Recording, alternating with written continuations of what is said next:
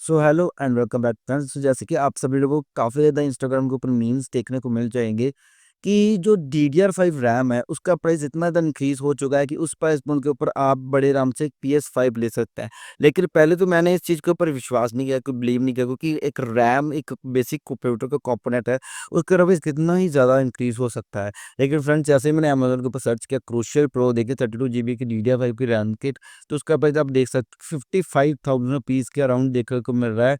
और अगर वो भी सिर्फ़ स्टॉक में सिर्फ़ 2 ही लेफ्ट बची हैं, उसके अलावा जितने भी देखिए, अगर आप इसके रिव्यूज़ के ऊपर च चेक करें, सोनी का PS5 फ्लिपकार्ट के ऊपर आप देख सकते हैं।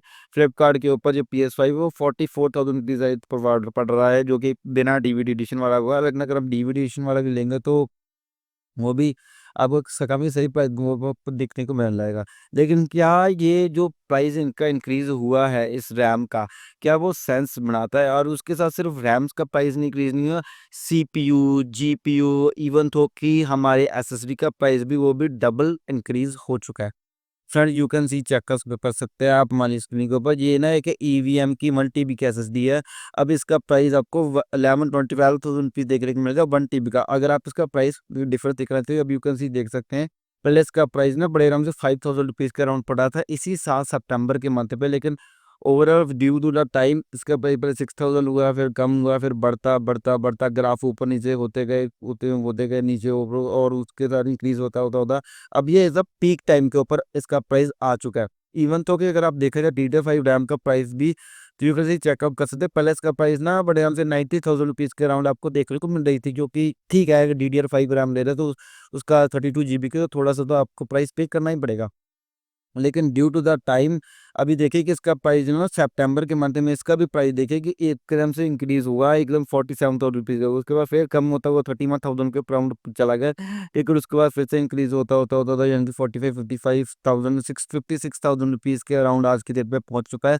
और ये फ्यूचर में और भी ज़्यादा बढ़ने के चांसेस है। अब ये सीन सिनेरियो हो किस प्रकार से रहा है, जैसे कि फ्रेंड जो कंपनी है जो कि क्रूशियल है, उन्होंने अपनी कंज्यूमर मार्केट के लिए रैम और एसएसडी को बनाना बंद कर दिया। जिस वजह से यानी कि 1/4 जो हिस्सा है वो रैम एसएसडी प्रोड्यूस नहीं करते। ये सीन हो गया अलग से। अब सबसे बड़ी बात निकल कर आती है कि ऐसा क्यों कर दिया? क्योंकि बेसिकली फ्रेंड जितने भी बड़े-बड़े ब्रांड हैं, उनको इतना ज़्यादा प्रॉफ़िट नहीं हो रहा था रैम और एसएसडी को प्रोड्यूस करने में, जितना प्रॉफ़िट वो एआई चिप और एआई मेमोरी को प्रोड्यूस करके बना रहे हैं। बेसिकली फ्रेंड जितने भी ट्रिपल एआई के जैसे कि नाम है, जैसे कि ओपन एआई हो गया, हमारा चैट जीपीटी, और उसके साथ गूगल जेमिनी का एआई, देन उसके साथ काफ़ी ज़्यादा अलग प्रकार के एआई मार्केट में अवेलेबल, परप्लेक्सिटी जैसे भी, इन सभी को बनाने के लिए लगती हैं काफ़ी ज़्यादा एआई चिप्स। और एआई चिप्स प्रोड्यूस करता है एनवीडिया। अब एनवीडिया को जो अगर एआई चिप प्रोड्यूस करनी है, क्योंकि एनवीडिया पहले जैसी कंपनी है जो कि 1 ट्रिलियन के वैल्यूएशन को क्रॉस कर चुकी है। अब इसका वैल्यूएशन का क्रॉस करने का सबसे बड़ा रीज़न यही है कि एनवीडिया काफ़ी ज़्यादा एआई के ऊपर काफ़ी ज़्यादा लीड के ऊपर चल रही है। अब एआई चिप बनाने के लिए उनको काफ़ी ज़्यादा मेमोरी चाहिए, और मेमोरी जो है वो जो मैन्युफैक्चरर है वो उनका प्रोड्यूस करे। अब इस सिनेरियो में हो क्या रहा है कि जो भी मैन्युफैक्चरर है वो उनका जितना भी ज़्यादा स्टॉक होता है वो एकदम एनवीडिया उसी समय परचेज़ कर, यानी कि जो भी कंपनी प्रोड्यूस कर रही है, वो सारा का सारा एनवीडिया कंज़्यूम कर रहा है।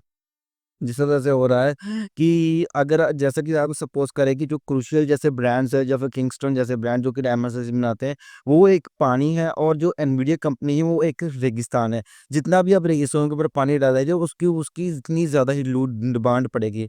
अब इस सिनेरियो में दिक्कत ये हो रही है कि नॉर्मल कंज़्यूमर के लिए जो है इन मार्केट में इन चिप्स की वैल्यू काफ़ी ज़्यादा एक्सपेंसिव पड़ रही है। जिसका सिनेरियो सबसे बड़ी गलती हमारी भी है, क्योंकि बेसिकली फ्रेंड आप सभी को पता होगा कि कुछ समय पहले गूगल का जेमिनी एआई हमें फ्री मिला था, एयरटेल का प्रीफ्लेक्सिटी एआई मिला था, चैट जीपीटी गो फ्री मिला था। इवन कि कुछ कॉलेज स्टूडेंट के यूजर को माइक्रोसॉफ्ट ऑफिस 365 भी फ्री मिला था। बड़े आराम से क्लेम करके फ्री में मिल रही है, इतनी महंगी चीज़ तो क्लेम कर ही लेते हैं। लेकिन उससे क्या हुआ कि जितने भी ज़्यादा सर्वर्स वगैरह थे, उन्होंने अपने डेटा मॉडल को ट्रेन करने के लिए उनको ज़्यादा से ज़्यादा चिप्स की डिमांड की लोड पड़ी। अब लोग ज़्यादा तो ज़्यादा एआई कॉम्पिटिशन चल रहा है कि कौन-सी कंपनी जो है एआई में लीड करेगी। जैसे कि जिसमें सबसे नंबर 1 पर तो मेरे ख्याल से चैट जीपीटी का ओपन एआई चल रहा है, और गूगल जेमिनी का, इनके दोनों के बीच में कॉम्पिटिशन में, क्योंकि थर्ड पार्टी जो ग्रॉक्स हो गया जो वगैरह उसको भी हम थोड़ा-सा साइड में कर देते हैं। अब इस कॉम्पिटिशन की वजह से क्या हो रहा है कि जितने भी एनवीडिया से दोनों ही कंपनी जो है ज़्यादा से ज़्यादा एआई चिप्स को और एआई डाटा सेंटर्स को खरीद रही है। अब इस वजह से क्या हो रहा है कि जो नॉर्मल कंज्यूमर है उनके लिए रैम और एसएसडी की शॉर्टेज आ रही है। इवन तो कि इससे काफ़ी ज़्यादा हमें कंज्यूमर और गेमर मार्केट के ऊपर इम्पैक्ट होता है। सबसे पहले तो जिन लोगों के पास भी प्रोडक्टिविटी वाले लैपटॉप या पीसी हैं, वो तो काफ़ी बढ़िया है। लेकिन जो लोग भी बिल्ड करना चाहते हैं उनके लिए बिल्कुल भी सही टाइम नहीं है एक पीसी बिल्ड करने का, मेरे ऑनेस्ट ओपिनियन के हिसाब से। उसके अलावा सेकंड चीज़ की अगर बात करी जाए तो इससे सबसे बड़ा हमारा इम्पैक्ट हुआ है प्राइवेसी के ऊपर। क्योंकि बेसिकली अगर हम 32 जीबी की डीडीआर5 रैम स्टिक लगाकर अगर हम कोई पीसी बिल्ड करते हैं, अगर मिनिमम 40-60 वाला पीसी बिल्ड भी करते हैं और उसमें भी अगर हम डीडीआर4 या डीडीआर5 रैम अगर 1 टीबी एसएसडी भी लगाए तो उसका प्राइस भी बढ़ जाता है 1.5 लाख रुपए। यानी कि जो गेमिंग पीसी पहले 80,000 या 60,000 के अराउंड बढ़ रहा था, वो अभी 1,25,000 30,000 रुपीज़ के अराउंड प्राइस उसका पहुँच चुका है।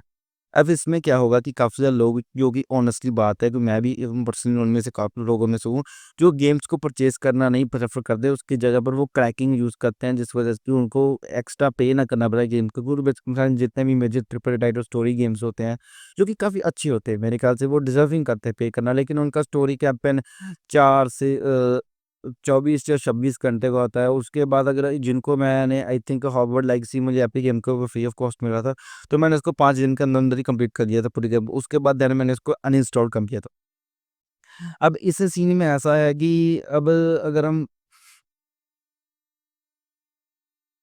ऐसा कर देंगे तो काफ़ी ज़्यादा चीज़ें चेंज हो जाएगी मार्केट के ऊपर, काफ़ी ज़्यादा दिक्कतें हमें सामना करना पड़ सकता है। सो आई होप आपको ये जो का इन्फॉर्मेशन मिली होगा कि क्या-क्या चीज़ों का इम्पैक्ट पड़ रहा है हमारी मार्केट के ऊपर इन चीज़ों की वज़ह से। So thanks for watching.